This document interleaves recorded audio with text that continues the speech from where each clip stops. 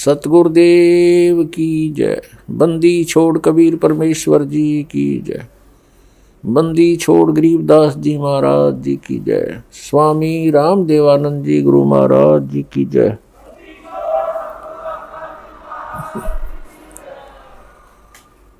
गरीब नमो नमो सतपुरुष को नमस्कार गुरु की नहीं। सुर नर मुनि जन साधुआं संतों सर्वस्दी नहीं। सतगुरु साहेब संत सब दंडोतम प्रणाम। आगे पीछे मध्य हुए तिनको जा कुर्बान। नराकार निर्विषम काल जाल वैभंजनम। निर्लेपम निज निर्गुणम अकल अनुपवेशुंदनम। सोहम सुरति समाप्तम सकल समाना निर्तलय। उज्ज्वल हिरंबर हरदमम बेपरवा अथाह वार पार नहीं मध्यतम। गरीब जो सुमर सिद्ध होई। गणनायक गलताना करो अनुग्रह सोई। पारस पद परवाना। आदि गणेश मनाऊं गणनायक देवन देवा। चरण कमल लो लाऊं आदंत करूं सेवा। परम शक्ति संगीतम रिद्धि सिद्धि दाता सोई। अवगत गुण अतीतम सत्य पुरुष निर्मोही।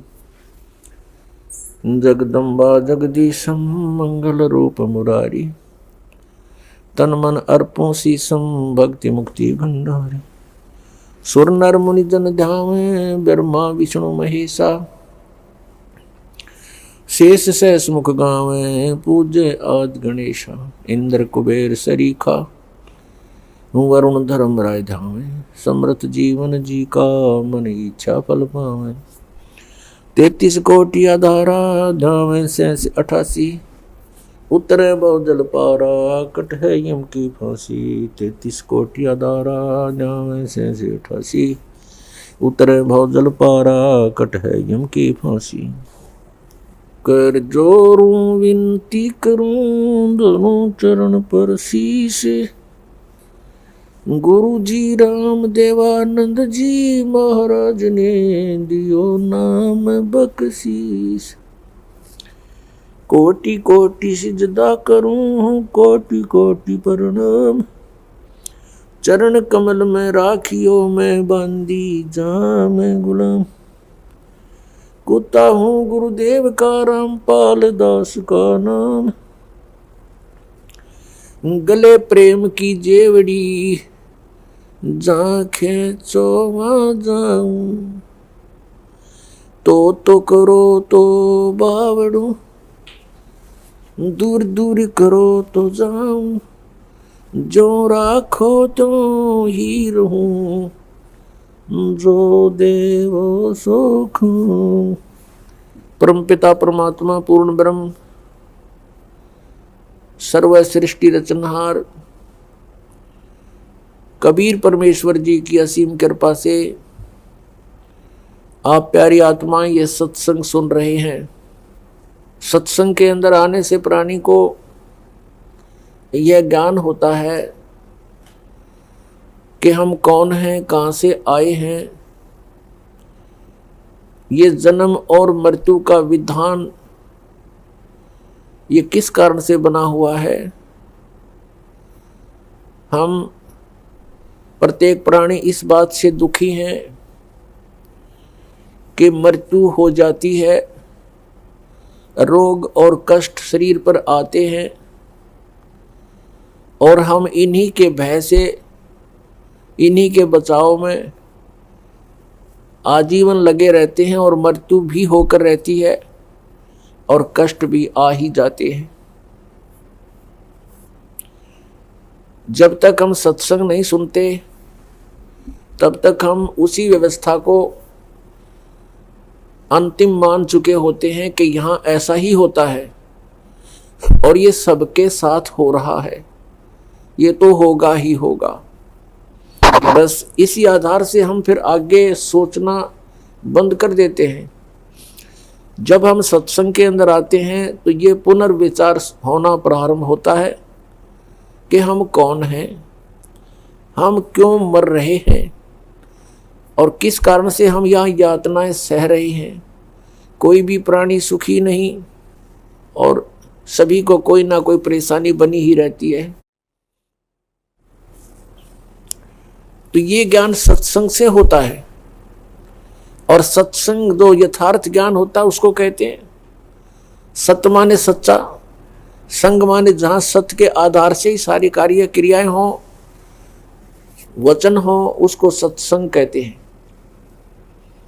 जिन महापुरुषों को तत्व ज्ञान नहीं है वो भी जन समूह एकत्र करके वो भी कहते हैं हम सत्संग करते हैं, लेकिन वो सत्संग नहीं जहां पर सत्य नहीं, जहां पर यथार्थ ज्ञान नहीं, वो सत्संग नहीं है। तो पुण्यात्माओं, आपका सौभाग्य है कि आपको ये सत्संग सुनने को मिला है। जैसे श्री ब्रह्मा जी, श्री विष्णु जी, श्री शिव जी को जो अजरो अमर बताकर सत्संग किया करते थे, कहते थे इनके कोई माता पिता नहीं, इनकी जन्म मृत्यु नहीं होती, ये सर्वेश्वर हैं। वो सत्संग नहीं था, भले ही वो सत्संग के नाम से दुनिया को इकट्ठी करते थे। उसके लिए थोड़ा प्रमाण देते हैं कि ब्रह्मा विष्णु महेश अजर अमर नहीं है, इनकी जन्म मृत्यु होती है, इनके माता पिता हैं। तो नीम हकीम थे, वो गुरु नहीं थे, उनके पास सत्संग नहीं था। देखिएगा श्री मद देवी भागवत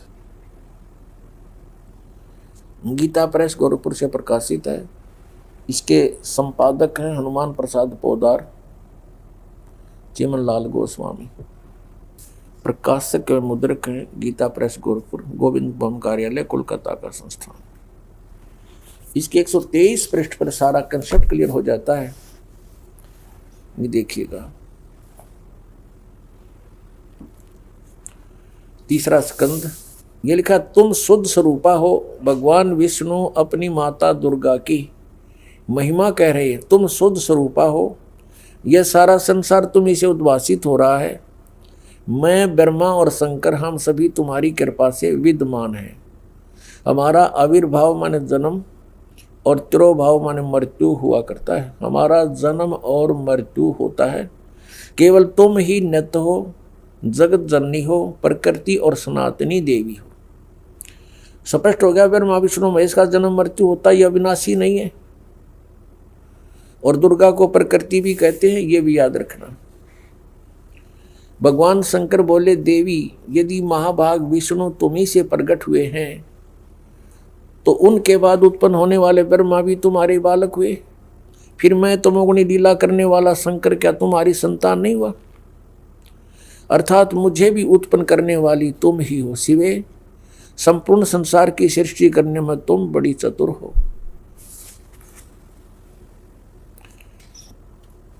इस संसार की सृष्टि स्थिति और संहार में तुम्हारे गुण सदा समर्थ हैं।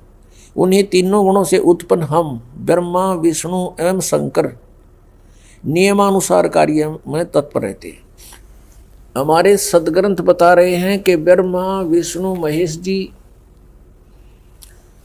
ये नासवान हैं, इनकी जन्म मृत्यु होती है, ये इनकी नु समझो जीवन चरित्र है इन भगवानों का। इनकी माता दुर्गा जी है और पिता इनका ज्योत निरंजन काल है, और ये स्वयं स्वीकार कर रहे हैं कि हमारा जन्म मृत्यु होता है, आप हमारी माता हो, दुर्गा को कह रहे हैं। इस श्रीमद् देवी भागवत यानी देवी पुराण ने स्पष्ट कर दिया, नंबर 1 ब्रह्मा विष्णु महेश नासवान है, नंबर 2 दुर्गा इनकी माता है, रजगुण ब्रह्मा सदगुण विष्णु तमगुण शिव जी, ये तीसरा कंसेप्ट क्लियर किया। चौथा ये कर दिया कि ये केवल नियमित कार्य ही कर सकते हैं, ये किसी के संस्कार को यानी अच्छे को या बुरे को कम या ज़्यादा नहीं कर सकते। और पांचवा ये हो गया कि दुर्गा को प्रकृति भी कहते हैं। तो पुण्यात्माओं, जो ये ज्ञान देते थे वो सत्संग नहीं करते थे, वो सत्संग नहीं था, वो लोक वेद दंत कथा बकवाद थी, उसको सत्संग नहीं कह सकते। अब वर्तमान के अंदर जो सतपुरुष परमेश्वर कबीर देव जी द्वारा अपने मुखारविंद से बोली अमृतवाणी के अंदर से कुछ वाणी चुरा ली और उन वाणियों के आधार से स्वयं भू संत बन बैठे। हल्दी की गांठ से पंसारी बन गए वो, और उनको कख का पता नहीं, सतलोक सचखंड की बातें करते हैं।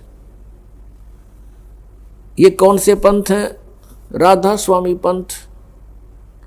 इसकी सभी शाखाएं, इनके पास कख भी नहीं है, कोरा अज्ञान भरे हुए हैं, जनता को बर्बाद कर रहे हैं। सत्कर मानना पुण्यात्माओं।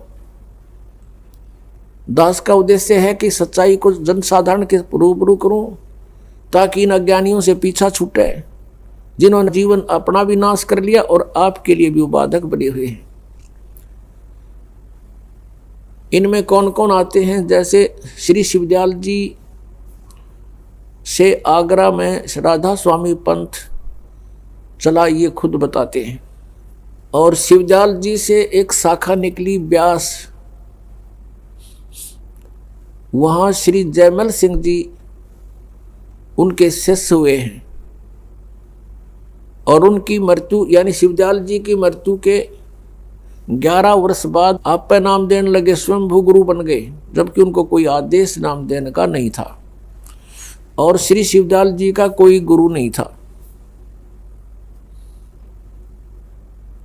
और जिस कारण से श्री शिवदयाल जी भूत बने, प्रेत बने, अपना जीवन नाश किया और करोड़ों इन अनुयायियों का भविष्य नाश कर दिया, जिन्होंने उनको परम धनी पूर्ण संत मानकर उन पर न्यौछावर हो गए, उनका जीवन नाश करवा दिया। और बाबा जयमल सिंह जी ने डेरा ब्यास में अपना स्वयंभू संत बनकर, स्वयंभू गुरु बनकर वहां से एक डेरा स्थापित करके नाम दान करने लग गया स्वामी। उसी का शिष्य हुए हैं श्री सावन सिंह जी। और श्री सावन सिंह जी से फिर 2 ब्रांच होगी। श्री सावन सिंह जी के शिष्य थे बिलोचिस्तानी शाह मस्ताना। वैसे तो अनेक शिष्य थे, लेकिन ये 2 मुख्य इसमें अपने आप को गद्दी का अधिकारी मानते थे। कौन कौन? बिलोचिस्तानी शाह मस्ताना, उनका वास्तविक नाम श्री खेमामल सिंह जी था, और दूसरे कृपाल सिंह जी। अब श्री सावन सिंह जी ने दोनों को बाईपास करके सरदार जगत सिंह को गद्दी का अधिकारी बना दिया। ये दोनों अक्षुब्ध हो गए, नाराज हो गए, न्यारा न्यारा अलग अलग अपने मनमुखी स्वयंभू संत बनकर नामदान करने लगे। बिलोचिस्तानी शाह मस्ताना उर्फ खेमामल जी ने सच्चा सौदा सिरसा के अंदर अपनी न्यारे डेरे की, अलग से डेरे की स्थापना कर ली। और कृपाल सिंह जी ने दिल्ली में, अब कृपाल सिंह जी से फिर आगे अलग हो गया एक ठाकुर सिंह जी। उसने न्यारे अलग से अपना भिन्न से अब स्वयंभू संत बन गया, क्योंकि उसको गद्दी मिली नहीं। कृपाल सिंह जी ने राजेंद्र सिंह जी को वहां अपना उत्तराधिकारी बना दिया। अब ये तो हो गया इनका। अब आगरा से निकला है एक जय गुरुदेव पंथ, आगरा से ही निकला है एक भिवानी के अंदर श्री ताराचंद जी ने वहां जनोद गांव के अंदर एक डेरा स्थापित किया। और जय गुरुदेव पंथ के वर्तमान जो मुखिया हैं वे हैं श्री तुलसी साहेब जी, और उनके गुरुदेव थे श्री गोरेलाल जी, और गोरेलाल जी के गुरु जी थे गरीबदास जी। ये गरीबदास जी नहीं छुड़ाने वाले, वो अन्य वैसे नाम था उनका कोई। वो गरीबदास जी थे, वहाँ आगरा से उनका निकास है, यानी श्री शिवदयाल जी के विचारों से ये ओत प्रोत है। दास का कहने का तात्पर्य। पुण्यात्माओं, ये तत्व ज्ञान है, इसको ध्यानपूर्वक समझना और निष्पक्ष होकर के विचार करना। दास का उद्देश्य किसी की आलोचना करना नहीं है। दास का उद्देश्य है कि सच्चाई को ऊपर लाऊं, और ये वर्तमान गुरु बने हुए हैं, इनके पास कोई ज्ञान, कोई आधार, सतभक्ति शास्त्र अनुकूल नहीं है, इन्हें भी विचार करना चाहिए। क्योंकि प्रत्येक प्राणी परमात्मा पाने के लिए प्रयत्न कर रहा है, और परमात्मा पाने के लिए ये उन संतों से मिले जिनसे उन्होंने गुरुपद प्राप्त हुआ। अब वो साधना भी परमात्मा पाने के लिए कर रहे हैं, और वो साधना ही गलत है, तो उस गुरु पद का वो क्या करेंगे? आप भी भूत बनेंगे, पशु बनेंगे, पक्षी बनेंगे, और अनुयायियों को भी गुमराह करने के वो पाप के भागी होंगे। अपने आत्माओं, ये जितने भी वर्तमान में श्रद्धालु परमात्मा के पाने की कोशिश कर रहे हैं, और जो गुरुपद प्राप्त करके उनको उपदेश दीक्षा दे रहे हैं, ये सभी पूर्व जन्म की पुण्य आत्माएं हैं। अब जैसे सुखदेव ऋषि थे, वो पिछले जन्म की भक्ति युक्त थे। मां के गर्भ से बाहर आते ही उसके अंदर सिद्धियां थी, आकाश में उड़ जाने की। फिर वो परमात्मा का उसको ज्ञान हुआ, साधु संत मिले और जनक जी से उपदेश लिया, फिर उन्होंने उनको ज्ञान सुनाया। उसके बाद उनकी बुद्धि ठिकाने आई कि पूर्व जन्म की कमाई है, और जब तक ये बैटरी चार्ज है तेरी सुखदेव, आकाश में भी उड़ सकता है, और भी किसी को आशीर्वाद देकर उनको लाभ भी पहुंचा सकता है अपने धन से, और अंत में तुम जीरो हो जाएगा, शून्य हो जाएगा, तेरी भक्ति नहीं रहेगी, बर्बाद हो जाएगा। तो सुखदेव जी बुद्धिमान थे, तुरंत फैसला कर गए, राजा जनक जी से उपदेश ले लिया और अपना कल्याण करवाया। तो पुण्यात्मा, वर्तमान में जितने भी ये संत हैं, गुरुपद प्राप्त है इनको, ये पिछले जन्म के बहुत ही पुण्य, जन्म जन्मांतर के इनके शुभ संस्कार इनके साथ हैं, और अब इनके वचन में भी शक्ति है, और किसी को लाभ और हानि ये कर सकते हैं, इतनी इनके अंदर पूर्व बैटरी चार्ज है, पूरे जन्मों के संस्कार इनके साथ हैं, वो सिद्धियां हैं। अब जैसे इन्वर्टर लगा रखा है, इन्वर्टर की बैटरियां फुल चार्जड हैं, और आगे चार्जर उससे हटा रखा है, कनेक्शन काट दिया, तो जब तक वो बैटरी चार्ज है तब तक तो पंखे भी चलेंगे, ट्यूब भी जलेगी, यानी सर्व लाभ जो इन्वर्टर दे सकता है वो आपको प्राप्त होते रहेंगे। और आगे चार्जर ना होने से उसकी क्षमता समाप्त हो जाएगी, वो डिस्चार्ज हो जाएंगी बैटरियां, तो फिर एक के दम सब सुविधाएं बंद हो जाएंगी।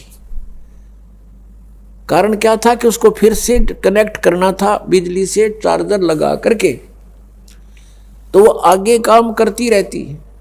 तो ऐसी दशा इन संतों की हुई है जो वर्तमान में संत गुरुपद पर हैं, या इनके जो पूर्वज हैं जहां से डेरे स्थापित हुए हैं,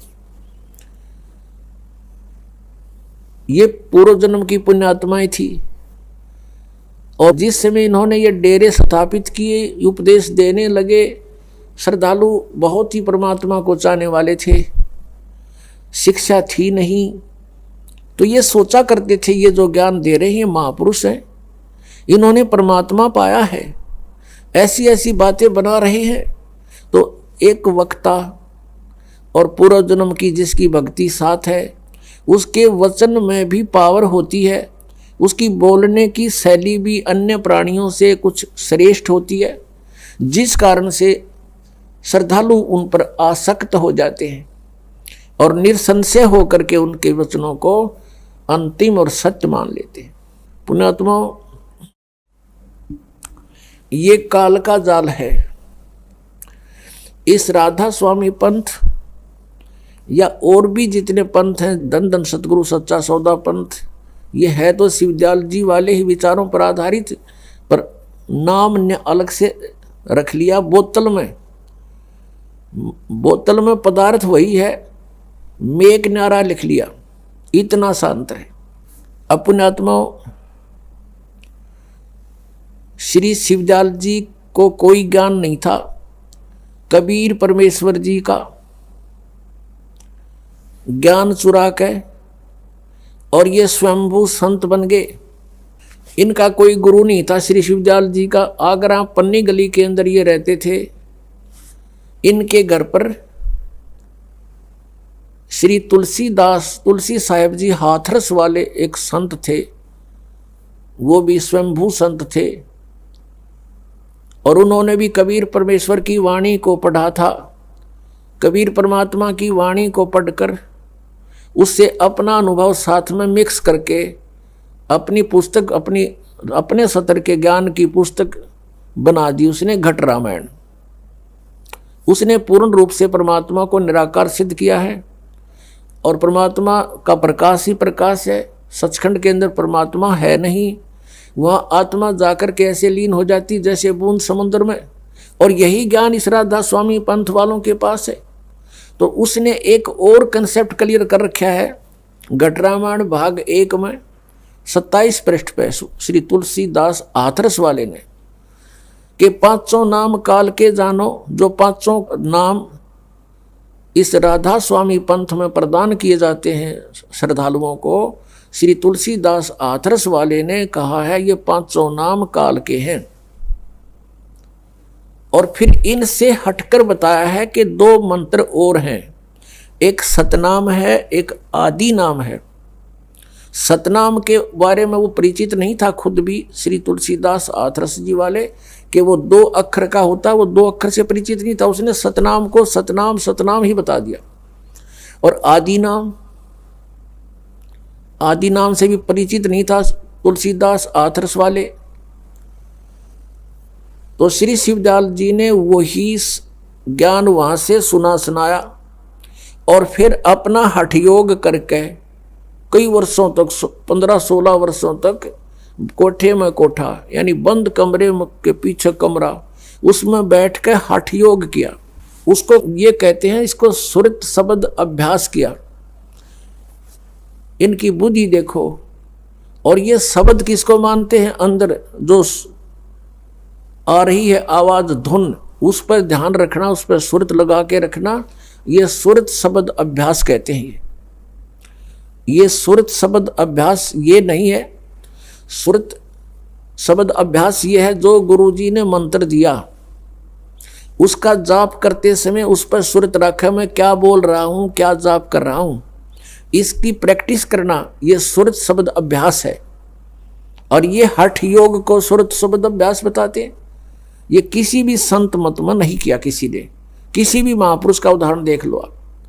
आदरणीय गरीबदास साहिब जी को स्वयं परमेश्वर सतपुर खाकर मिले थे कबीर परमेश्वर जी सन 1727 में। उसमें गरीबदास साहिब जी गांव छुड़ानी, जिला दद्दर, हरियाणा वाले 10 वर्ष के थे। खेतों में गौवें चरा रहे थे अन्य पालियों के साथ। तो वहां से परमात्मा सतपुरुष सतलोक में लेकर गए उनको कबीर परमेश्वर जी, और सभी ब्रह्मांडों को परिचित कराया। सभी ब्रह्मा विष्णु महेश की सतिथि से परिचित कराया। सतलोक में जाकर परमात्मा को देखा, एक तेजों में शरीर में 1 रोम को में करोड़ सूर्य मिला दे, करोड़ चंद्रमा, इतने शरीर की शोभा है उस परमात्मा की, वो उससे भी अधिक शोभा है 1 रोमकूप की। यानी साकार है, नर आकार है, सिंहासन पर विराजमान है। और परमेश्वर कबीर जी ने अपने दूसरे रूप में, जो यहाँ साधु संत रूप में आए हुए थे, उस रूप में जाकर के चंवर किया। तो गरीबदास साहिब जी ने सोचा, उनकी आत्मा ने सोचा कि परमात्मा तो तख्त पर बैठे ये हैं, और यहाँ का ये महात्मा कबीर कोई इनका चेला चपटा होगा, नौकर होगा। उसी समय क्या हुआ, जो सिंहासन पर विराजमान थे परमात्मा तेजों में शरीर युक्त, वो खड़े हुए, और कबीर परमेश्वर जी जो नीचे जिंदा महात्मा के रूप में नीचे से गरीबदास जी को लेकर गए थे, उस रूप में वो उस सिंहासन पर विराजमान हो गए। और वो तेजों में शरीर युक्त परमात्मा उस जिंदा महात्मा वाले स्वरूप के ऊपर खुद एज ए सेवक, सर्वेंट, संवर करने लगे हैं। तब गरीबदास जी असमंजस में पड़ गए, भगवान कौन? ये महात्मा, ये तो बाबा जी दिखाई देता है, और परमात्मा ये है, इसका इतना सुंदर शरीर, इतना तेज इनके शरीर में, अब इनमें से प्रभु कौन से हैं? इतने में क्या हुआ, तेजों में शरीर जो था वो कबीर जी के उस नीचे से गए हुए जिंदा महात्मा वाली बॉडी में समा गया। अकेले परमेश्वर नीचे से गए थे जिंदा महात्मा के रूप में कबीर जी, वो अनंत कोट ब्रह्मांड के कुल मालिक के सिंहासन पर विराजमान हो गए। तब परमेश्वर कबीर जी ने उसको बताया, आदरणीय गरीबदास साहिब जी को, कि बेटा मैं काशी शहर में 120 वर्ष जुल्हाए धानक की लीला करके आया हूँ, और वहाँ मैंने वाणी लिखवाई है, लेकिन जनता ने उन अज्ञानी ऋषि महर्षियों मंडलेश्वरों के अज्ञानता के कारण मेरे उस ज्ञान को स्वीकार नहीं किया, और बीच में लंबा समय हो गया है, अब 200-250 वर्ष हो गए हैं, इन काल के दूतों ने उस कबीर पंथ की कबीर वाणी में भी कुछ एक्स मिक्स कर दिया है, उसमें भी कुछ प्रक्षेप कर दिया है। अब दोबारा से तो मेरा ज्ञान बोल दे, मैंने तेरे को तेरा ज्ञान योग खोल दिया, दिव्य दृष्टि देती है। तब गरीबदास जी वापस आए, उनको नीचे मृत जान लिया था, और नगर वालों ने, गांव वालों ने, परिवार वालों ने मिलकर उनको अंतिम संस्कार के लिए चिता पर रख दिया था। उसी समय परमेश्वर कबीर जी ने वो आत्मा वापस उस बॉडी में भेज दिया, और एकदम गरीबदास जी खड़े हो गए। उसके बाद उन्होंने जो जनसाधारण लैंग्वेज बोलते थे वह छोड़ दी, जो साधारण लैंग्वेज वहाँ के अपने क्षेत्र की, और परमेश्वर के द्वारा फीड किया हुआ ज्ञान बोलना शुरू कर दिया, चौपाई और दोहों के माध्यम से। हम सुल्तानी नानक तारे दादू को उपदेश दिया, जात जुलाहा भेद न पाया, ये काशी माहे कबीर हुआ। अब उन्होंने आकर बताया कि जो बनारस में, काशी में जो कबीर साहब थे, जो जुल्हाए रूप में, ये पूर्ण परमात्मा है, परम अक्षर ब्रह्म है, सतलोक में शरीर है, मनुष्य सदृश इनका शरीर है, और मैं आंखों देख कर आया हूँ। और फिर गवाही दी है कि हम सुल्तानी नानक तारे दादू को उपदेश दिया, मेरा भी उद्धार किया, गरीबदास साहिब जी कह रहे हैं। और अब्राहिम सुल्तान अधम बलक बुखारे के बादशाह का उद्धार किया, श्री नानक जी का उद्धार किया, दादू जी का उद्धार उन्होंने किया। वो उनको आकर मिले ऐसे जैसे मुझे मिले थे, और उनको भी सचखंड दिखाया था, सतलोक दिखाया था, वापस छोड़ा था। और फिर मुझे सतनाम दिया, उस सतनाम के जाप से मोक्ष होगा। और एक सार नाम है, उसको आदि नाम भी कहते हैं। तो कहने का तात्पर्य यह है कि जो ये राधा स्वामी पंथ के श्री शिवदयाल जी थे, इन्होंने श्री तुलसीदास आथरस वाले के द्वारा जो भी ऊट पटांग ज्ञान दिया था, उससे भी हटकर और निमन सतर का आप तैयार करके स्वयंभू संत बन गए, और ये 5 नाम दान करने शुरू कर दिए। ज्योति निरंजन, निरंकार ओंकार, ज्योति निरंजन, सोहम और सतनाम। परमात्मा कबीर जी कहते हैं, सोहम शब्द हम जग में लाए, और सार शब्द हमने गुप्त छिपाए। परमेश्वर कबीर जी की के प्राकट्य से पहले किसी भी सदग्रंथ में आपको सोहम शब्द नहीं मिलेगा। और इन्होंने ये एक शब्द है, करने नो दीदार महल में प्यारा है, राधा स्वामी पंथ वालों ने उसी शब्द के आधार से अपना पंथ खड़ा किया, और उसमें जो वास्तविक मंत्र भी उस शब्द के अंदर है। और ये 5 शब्द काल के हैं, और काल ने अपने मुख से बोले थे, उच्चारण के, ये जाप नहीं करने थे, ये सोहम नहीं है उसके अंदर, और सतनाम भी नहीं है, वो शक्ति शब्द है, शक्ति सतनाम के स्थान पर। और इसमें तो ये 5 नाम काल के हैं, इनसे हटकर वो 5 नाम ये दास आपको प्रदान करता है, वो इन कमलों के खोलने के भिन्न हैं, जो जिन्होंने उपदेश ले रखा वो आपको पता है। अपुण्यात्माओं, दास का उद्देश्य ये है कि आप जी को सत्य से परिचित कराऊं, और आप उन महापुरुषों कि जो जिन्होंने परमात्मा पाया है उन्होंने कौन सी साधनाएं की हैं, कौन से नाम जाप किए हैं और कैसे उनकी रहनी थी, कैसे उनकी क्रियाएं थी जिनसे उन्होंने परमात्मा प्राप्त हुआ। उनसे हटकर यदि हम कोई अन्य साधना, उसका कोई अन्य तरीका अपनाते हैं या कोई अन्य मंत्र जाप करते हैं तो हम परमात्मा प्राप्ति नहीं कर सकते। अब जैसे इन राधा स्वामी पंथ वालों का ये भी मानना है कि संत कुछ भी नाम दे दे वह फल फूल जाएगा, ये भी इनकी अपनी सोच है और ये झूठ है, गलत है, अनुचित है। जैसे हमने आम का पौधा बीजना है, आम के पौधे को बोने के लिए आम का ही बीज बोना पड़ेगा। यदि कोई बीज हम बो दें आम नहीं लगेगा। जैसे बबूल का बो दिया, नीम का बो दिया तो आम नहीं लगेगा, फलेगा वो भी। तो आम के लिए हमने आम का ही बीज बीजना पड़ेगा। सतलोक जाने के लिए हमने वही मंत्र जाप करने पड़ेंगे जो उन महापुरुषों ने किए, किन्होंने, जिनको परमात्मा स्वयं आकर मिले, सतलोक से चलकर आए।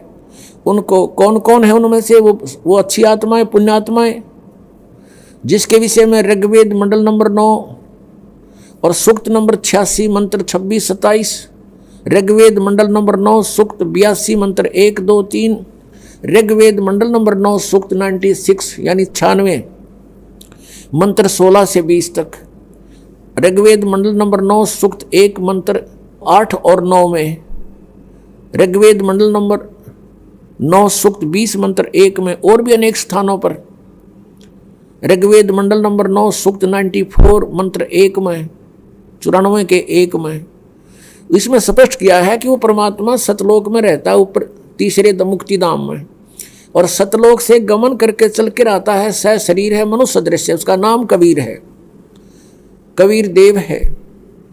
और वो कबीर देव यहाँ अच्छी आत्माओं को आकर मिलते हैं, बहुत स्पीड से आते हैं, जैसे विद्युत, आकाशीय विद्युत जितनी स्पीड से गिरती है इतनी तीव्र गति से आकर के 1 सेकंड में पहुंच जाते हैं वह सतलोक से, और अच्छी आत्माओं को मिलते हैं, उनको तत्व ज्ञान प्राप्त कराते हैं। इसी आधार से परमात्मा इन महापुरुषों को मिले थे। किन किन को? आदरणीय धर्मदास साहिब जी को, आदरणीय मुलुकदास साहिब जी को, आदरणीय नानक साहिब जी को, आदरणीय दादू साहिब जी को, आदरणीय गरीबदास साहिब जी को, गांव छुरानी, जिला दद्दर, हरियाणा वाले को, आदरणीय गीसा दास साहिब जी को, गांव खेखड़ा और जिला मेरठ, उत्तर प्रदेश में। इन महापुरुषों का तो दास को याद है, ध्यान है कि इनको परमात्मा सीधे मिले और इन्होंने जो मंत्र जाप किए, जैसी साधनाएं उनकी क्रियाएं थी, वो भी दास के को खूब ज्ञान है और आपको भी परिचित कराता हूँ। धर्मदास जी कभी हठ योग नहीं किया, और स्वयं परमेश्वर कबीर जी ने एक उदाहरण पेश किया, एक रिहर्सल करके दिखाया हमारे को कि वो कपड़ा बुनते थे और नाम भी जाप करते थे। कहने का भाव ये है कि कबीर परमेश्वर से, कबीर पंथ ये संत मत चला, ये भी मानते हैं राधा स्वामी पंथ वाले भी। और कबीर परमेश्वर ने कोई हठ योग नहीं किया, वो तो जुलाहे थे आपके संज्ञा, आपके सोच से। हम तो कहें वो भगवान थे और परमात्मा को लीला करने आए थे, तो जुलाहे का कार्य करते थे और ये भी दिखाते थे कि मैं भाई भक्ति करता हूँ। हमारे को उदाहरण दे रहे थे। उन्होंने हठ योग नहीं किया कभी भी। कहीं दिखा दो उनका, किसी उनके पूरे लिटरेचर में दिखा दीजिए कि वो हठ योग किया था कभी। परमात्मा कहा करते थे, हमें आगाह कराते थे, सचेत करते थे, कहते थे कि मुझे सो सतगुरु मन भावे जो इन नैनन अलख लखावे, आंख ना मूंदे कान ना रूंदे और ना अनहदुल जावे, साधो मने सो सतगुरु मन भावे, जो सहज समाध बतावे। सहज समाध तो चलते उठते बैठते जैसे ध्यान होता, आपको टेंशन हो जाती है किसी कारण से, चलते फिरते भी उसकी चिंतन रहता आपको, एक पल भी आपका माइंड वहां से हटता नहीं, ये आपकी समाधि लग गई उसके साथ। तो ऐसे हम परमात्मा के गुणों से और यहाँ के दुखों से परिचित होकर फिर हम परमात्मा को इस श्रद्धा से उसका मेडिटेशन करेंगे, उसको पाने के लिए उसको चाहेंगे।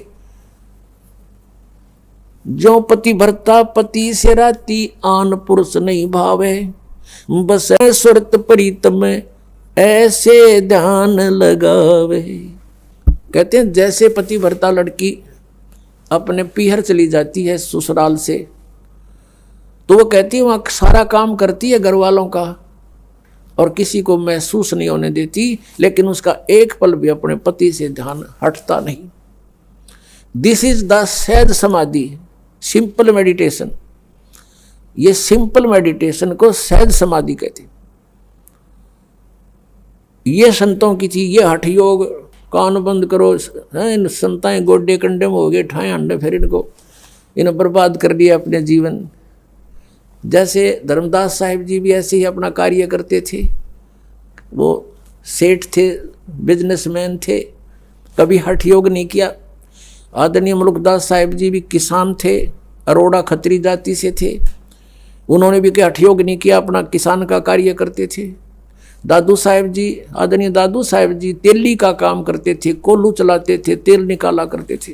आदरणीय गरीबदास साहिब जी किसान थे, जाट थे, गांव छुडानी जिला झज्जर के, और खेती करते थे, हल जोतते थे, गांव पाली जाते थे, कभी हठ योग नहीं किया। आदरणीय नानक साहिब जी थे, पहले सर्विस करते थे, परमात्मा प्राप्ति के बाद पहले तो प्रचार किया 10-12 वर्ष, फिर लास्ट के 16 वर्ष अपने खेतों में काम करते थे और जो उनके निकट आता था उनको सतमार्ग भी बताते थे। आदरणीय गीसा दास साहिब जी, ये भी किसान थे और खेती करते थे और भक्ति भी करते थे। और किसी भी संत को भगवान नहीं मिला,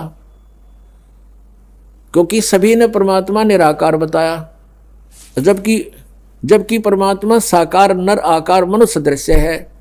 वो सह शरीर, उसका नाम कबीर है। तो जिन्होंने परमात्मा पाया उन्होंने अपनी अमृतवाणी में प्रमाण दिए, एफिडेविट दिए। तो उन्होंने किस मंत्र से परमात्मा पाया? आदरणीय गरीबदास साहिब जी ने सबका निष्कर्ष निकाल के परमात्मा की महिमा को दोबारा रीराइट करवाया। जैसे स्वयं परमेश्वर ने आके 600 वर्ष पहले कबीर वाणी बोली थी, उसमें इन कबीर पंथ में घुसकर कुछ काल के दूतों ने उसमें काफी अपने हिसाब से कुछ परिवर्तन करने की चेष्टा की, और उसके बाद जिस कारण से परमेश्वर ने आदरणीय गरीबदास साहिब जी को फिर से कहा, उसमें फीड कर दिया अपना ज्ञान, और गरीबदास जी ने वो ज्ञान फिर हमें दोबारा बोलकर सुनाया। उस ज्ञान के आधार से और कबीर साहिब में बचे हुए सत्य ज्ञान के आधार से, और फिर परमेश्वर ने कहा था कि धर्मदास तो 1,00,000 दुहाई, ये मूल ज्ञान कहीं बाहर न जाई। मूल ज्ञान बाहर जो पढ़ी, ये बिचली पीढ़ी हंस नहीं तरही। इस मूल ज्ञान को तब तक छुपाई जब तक ये 12 पंथ मिट जाई। कबीर परमेश्वर जी ने कबीर सागर में कहा है कि 12 पंथ चलेंगे, काल चलाएगा, लेकिन उसमें पहले हंस अच्छे होंगे, उसके बाद उसके अनुयायी उसमें तोड़ मोड़ के उस ज्ञान प्रचार किया करेंगे, तो वो काल के पंथ होंगे। लेकिन 12वां पंथ जो होगा वो गरीबदास जी वाला है। और विक्रमी संवत 1774 सन 1717 में आदरणीय गरीबदास साहिब जी का गांव छुडानी जिला झज्जर हरियाणा में जन्म हुआ। तो उसमें परमात्मा ने कहा कि संवत 1775 हुई, गलती से 75 लिखा लेकिन 74 है वो। संवत 1774 हुई, ता दिन प्रेम प्रगटे जग सोई। प्रगट हुआ बम्बाणी, उनके मुख से दोबारा मेरे महिमा की वाणी प्रगट होगी। लेकिन ये 12 पंथ हमी को जावें, अस्थिर घर का मरम नहीं पावें। ये हमारे वाणी के आधार से उस कबीर साहब करेंगे और उनको परमात्मा नहीं मिल पाएंगे, क्योंकि उनके पास मूल ज्ञान, मूल नाम नहीं होगा। प्रत्येक महात्मा को, प्रत्येक संत को परमेश्वर कबीर जी जिनको मिले थे उनसे कह दिया था कि अभी इसको डिस्क्लोज ना करना, इस मूल ज्ञान को, और वास्तविक वे ऑफ वर्शिप को, पूजा की जो वास्तविक विधि है जो मैंने तुम्हें दे दी है, कबीर जी कहा करते कि इसको अभी डिस्क्लोज ना करना, किसी को बताना नहीं तो इन काल के चलाए हुए पंथों में भी ये यथार्थ नाम होंगे और ज्ञान ये हमारी वाणी से घसीट पिसट कर इकट्ठा कर ही लेंगे। तो फिर हम जब जाएंगे, जैसे परमात्मा ने कहा कि बर में पंथ हम ही चलावें, कबीर साहब ने कहा है कि बर में पंथ हम ही चल आवें और सभी पंथ मिटा के एक पंथ चलावें। तो परमेश्वर ने कहा कि जो बीचली पीढ़ी आवेगी उसके अंदर ये काल के दूत बहुत पनपेंगे। 12 पंथ तो ये लगातार हैं और काल ने कहा था और अनेक पंथ चलाऊं या वद जीवों को भरमाऊं। तो उन 12 से अलग ये राधा स्वामी पंथ, धनधर सतगुरु पंथ, बाल योगेश्वर पंथ और ये सतपाल दास पंथ और ये ठाकुर पंथ, जय गुरुदेव पंथ, ये सब राधा स्वामी से ही निकले हुए हैं। लेकिन ये जो सतपाल जी वाला पंथ और बाल योगेश्वर जी वाला पंथ ये हंसा देश वालों का है। ये भी ऊट पटांग, वो एक क्रिया, कान बंद आंख बंद, जीभ ने तालू के लाओ, ये डले डुआन लग रहे। और नाम क्या देते हैं? हंस, हंस नाम देते हैं। हंस तो जीव का नाम है और कहते हैं हंस को उल्टा कर लो सो हम हो गया। हंस का उल्टा करे तो कोई बात हुई? इब गाड़ी ने उल्टी कर ले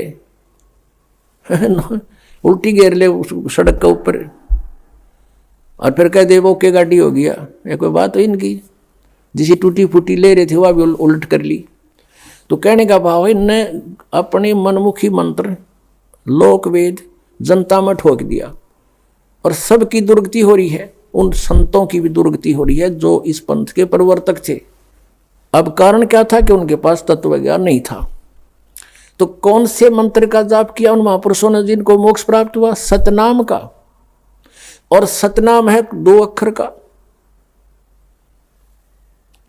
जिसमें एक ओम मंत्र है, एक तत् है, वो सांकेतिक है। श्रीमद् भगवत गीता अध्याय नंबर 17 के और श्लोक नंबर 23 में स्पष्ट किया है कि ओम तत्सत इति निर्देश है ब्रह्मण त्रिविध समर्थ है।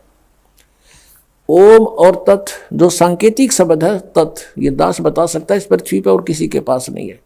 यदि इस दास से चुरा कर नाम लेकर के और फिर उसने आगे कोई गुरु पद प्राप्त आप पे स्वयंभू गुरु बनकर को दान कर रहा है तो महादुश्मन है समाज का। पहले वालों ने नाश कर दिया, वो और कर देगा। उससे भी हमने बचना है। ऐसे कोई पाखंडी कहीं मिल जावे उससे भी बचाना है। जनता को समझाना है कि नकली है, इसको कोई अधिकार नहीं है। ठीक है, माने उसका भला, ना तो भाई उनकी मर्जी, नहीं माने तो कहीं भी जाओ, वो उनकी सदा मिलेगी फिर भगवान के दरबार में। तो सतनाम 2 अक्षर का है, एक ओम और एक तत्। और सत जो उसमें शब्द है वो आदि नाम है, उसको सार नाम भी कहते हैं, वो भी गुप्त है। तो गीता अध्याय नंबर 8 के श्लोक नंबर 13 में गीता ज्ञान दाता कहता मेरा एक ओम मंत्र है, बस, नथिंग एल्स। मुझ ब्रह्म का केवल एक ओम मंत्र है। और जो इस ओम का जाप करता है इस ओम से मिलने वाली परम गति को प्राप्त होता है, वो ब्रह्मलोक है। ओम का साधक ब्रह्मलोक में प्राप्त हो जाता है और वहां से भी पुनर्वृत्ति में आता है, जन्म मृत्यु होती है। और तत् ये सांकेतिक है। 3 पुरुष हैं गीता जी अध्याय नंबर 15 के श्लोक नंबर 1 से लेकर 4 में और 16 और 17 में कंसेप्ट क्लियर कर रखा। संसार रूपी वृक्ष की संकेत दिया है। लेकिन कबीर परमेश्वर जी ने, क्योंकि तत्वदर्शी संत रूप में आए थे मालिक, उन्होंने उसका विस्तृत जानकारी दी है। और गीता जी अध्याय नंबर 15 के श्लोक नंबर 1 में यही कहा है कि जो संसार रूपी वृक्ष के सभी विभागों को जानता है, स वेदवित, पत्तों सहित जानता है जड़ से लेकर, वो तत्वदर्शी संत है। वो स्वयं परमेश्वर ही आते हैं।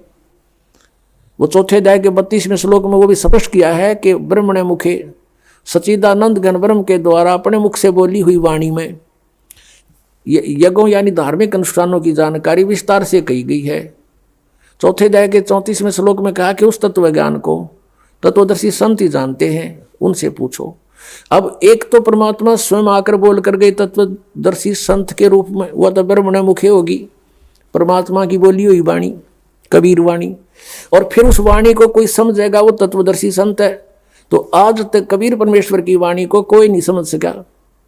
इस दास पर मेहर करी परमात्मा ने, इन सदग्रंथों को जाना, सद्बुद्धि दी परमेश्वर कबीर जी ने और उनको खोला। अब हम उस प्रसंग पर आते हैं। तो परमात्मा ने जैसे गीता जी अध्याय नंबर 15 के श्लोक 16 और 17 में 3 पुरुष बताए, सरपुरुष, अक्षर पुरुष, 16वें श्लोक में 15वें अध्याय के। फिर ये इनके विषय में बताया कि ये भी नाशवान, इनके अंतर्गत जितने प्राणी इनके लोक में वो भी नाशवान, केवल जीवात्मा किससे की नहीं मरती, वो तो गधे की भी ना मरती। फिर 17वें श्लोक में 15वें अध्याय में कहा है कि उत्तम पुरुष तो अन्य है, वो उत्तम पुरुष तो कोई और है, इन दोनों से न्यारा है, और वही परमात्मा कहलाता है। और वही लोकतरम अविषय विवर्ती अवय ईश्वर है, वो तीनों लोकों में प्रवेश करके सबका धारण पोषण करता है, वो है अविनाशी भगवान। तो इस 3 पुरुषों के 3 मंडल हैं, 3 लोक हैं। एक तो 3 लोग इस काल ने नकल करे रखी है सतलोक की, इसने अपने एक ब्रह्मांड में भी अलग अलग लोक बना रखे हैं, जैसे पृथ्वी लोक, पाताल लोक और ऊपर स्वर्ग लोक। ये भी 3 लोक कहलाते हैं। और ये 3 लोक अलग हैं, एक तो ब्रह्म का लोक सरपुरुष का, और एक अक्षर पुरुष का लोक। ब्रह्म का जो सरपुरुष का कितना क्षेत्र है, 21 ब्रह्मांड है इसके लोक में, और अक्षर पुरुष के 7 संख ब्रह्मांड है, वो उस अक्षर पुरुष का लोक है। और तीसरा जो है वो ऊपर के लोक हैं, सतलोक, अलखलोक, अगमलोक और अनामी लोक है। तो उन 4 लोकों में परमात्मा कबीर जी ही अन्य रूप धारण करके रहते हैं मनुष्य दृश्य ही। तो इस प्रकार ये 3 पुरुष, पुरुष माने परमात्मा, 3 प्रभु। तो सरपुरुष का ये ओम मंत्र है जिसको ब्रह्म कहते हैं। अक्षर पुरुष का ये तत्व है जो सांकेतिक ये दास बताओगा, जो ये तत्व और ओम मिलकर के सतनाम बनेगा। तो ओम के मंत्र की कमाई हमें काल से छुटवाएगी, और तत्व मंत्र की जो है हमने 7 संख ब्रह्मांडों को पार करना है उस अक्षर पुरुष के, उनका ऋण है, उसकी कमाई है। और जो सार नाम है, आदि नाम है, वो मंत्र हमें सतलोक में स्थायी स्थान दिवाएगा। तो इस प्रकार परमात्मा पावेगा। अब आपको हम उसी प्रसंग पर आते हैं कि इन राधा स्वामी वालों को, इस पंथ के जितने भी शाखाएं हैं, इनके पास सत्संग नहीं है, कोरा कुसंग भरा है, इनको सतनाम का नहीं पता। ये आज तक सतनाम से परिचित नहीं हो सके तो इस सतलोक कहाँ के जाएंगे। नाम जब 5 निरंकार, ओंकार, ज्योति, निरंजन, सोहम और सतनाम। ये सोहम परमात्मा की वाणी से चुराया, करने 9 दीदार महल में प्यारा है। निरंकार, ओंकार, ज्योति, निरंजन ये भी वहां से चुरा लिए। जबकि उस करने 9 दीदार महल में प्यारा है, उसके अंदर ये 500 नाम काल तक के ही बता रखे हैं, यानी काल के ही डायरेक्ट इन्होंने इनमें से जैसे एक शक्ति शब्द है, ये सोहम शब्द इन शब्दों में नहीं है। निरंकार, ओंकार, ज्योति, निरंजन ये तीनों काल के जाप हैं, और शक्ति दुर्गा का मंत्र है, और सोहम इन्होंने आप जोड़ दिया इसके अंदर, ये 5 मंत्र बना लिए। जबकि ये 5 नाम अन्य हैं, ये इन कमलों के खोलने के हैं। जैसे मूल कमल गणेश जी का वासा है, उसका मंत्र आपको दिया जाता है। फिर स्वाद चक्र, उससे ऊपर वो ब्रह्म, सावित्री और ब्रह्मा का वो मंत्र आपको दिया जाता है। फिर नाभि कमल है जिसमें विष्णु और लक्ष्मी का वास है, उसका मंत्र अलग से दिया जाता है आपको।